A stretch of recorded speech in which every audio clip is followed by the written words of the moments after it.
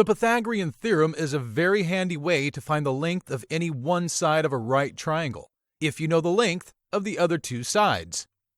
This video lesson will teach you to recognize, apply, and prove the Pythagorean theorem, and use the Pythagorean theorem to calculate the length of one side of a right triangle if you know the lengths of the other two sides. Let's start! What is the Pythagorean theorem? The Pythagorean theorem states that in right triangles, the sum of the squares of the two legs A and B is equal to the square of the hypotenuse, C. The Pythagorean theorem is named after and written by the Greek mathematician Pythagoras. However, the theorem has been described in many civilizations worldwide. If you didn't know, a theorem in geometry is a provable statement. The Pythagorean theorem was proven very long ago and we'll prove it again in this lesson. In any right triangle labeled ABC, the longest side is the hypotenuse, usually labeled C, and opposite angle C. The two legs, A and B, are opposite angle A and angle B. Angle C is a right angle, 90 degrees, and angles A plus B equals 90 degrees, and are complementary. The three sides always maintain a relationship such that the sum of the squares of the legs is equal to the square of the hypotenuse. In mathematics terms, the formula looks like this: a squared plus b squared equals c squared. Let's use the Pythagorean theorem to find the length of the hypotenuse c in this example. Suppose you have a leg A that equals 5 centimeters and B equals 12 centimeters. Let's start with our formula. Then we plug in the length of each leg. 5 squared plus 12 squared equals c squared.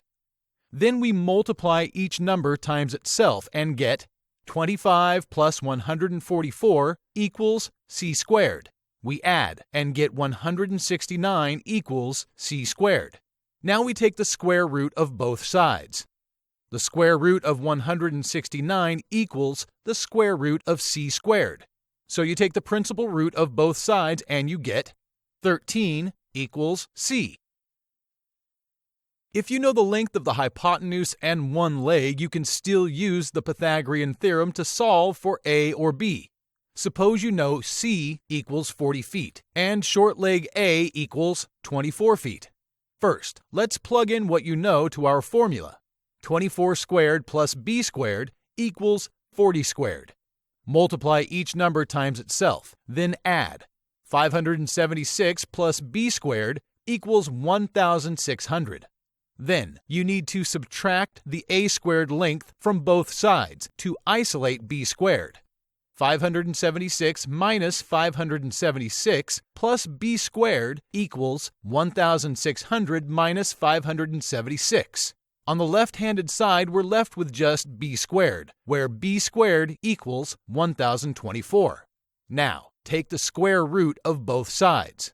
The square root of b squared equals the square root of 1,024. Take the principal root of both sides and you get b equals 32. Let's check our answer.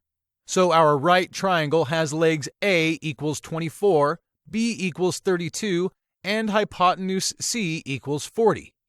If you do not believe your answer, plug all three numbers back into the Pythagorean theorem like this. Multiply, then check if the numbers add up. 576 plus 1,024 equals 1,600. Everything checks out. We were right.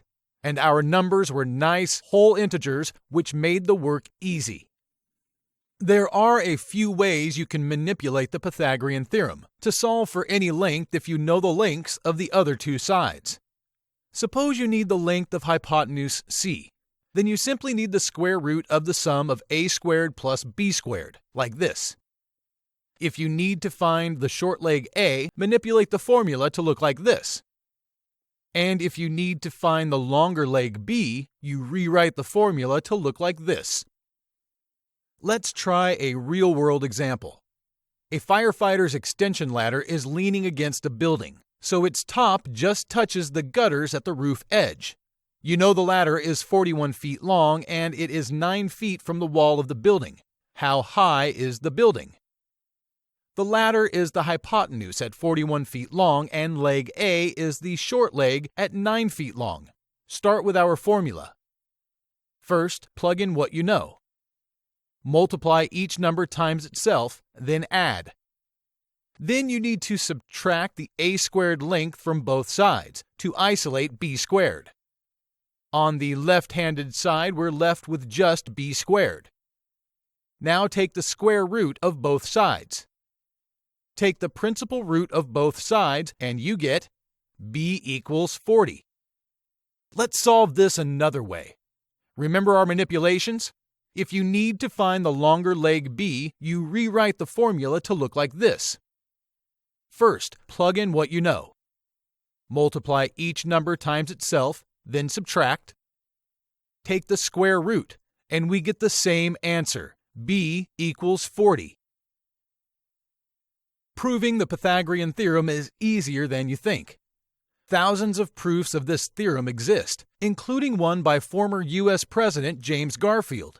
One proof is easy to make with graph paper, a straight edge, pencil, and scissors.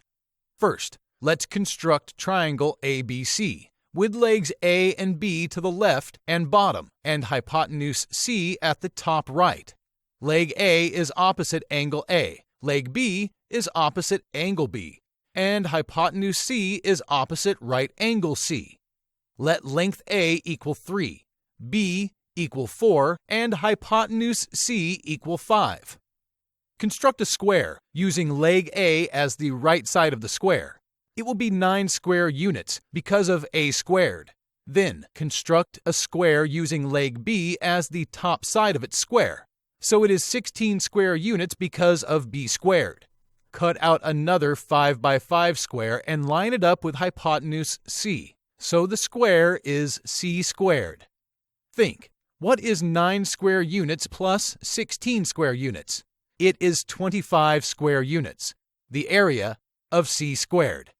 Now we can easily visualize that a squared plus b squared equals c squared. We proved it. Lesson summary. We now know what a Pythagorean theorem is, recognize it when we see it, and apply it to solve problems in geometry. You can use it to find the length of any one side of a right triangle if you know the lengths of the other two sides. We also learned how to prove the Pythagorean theorem.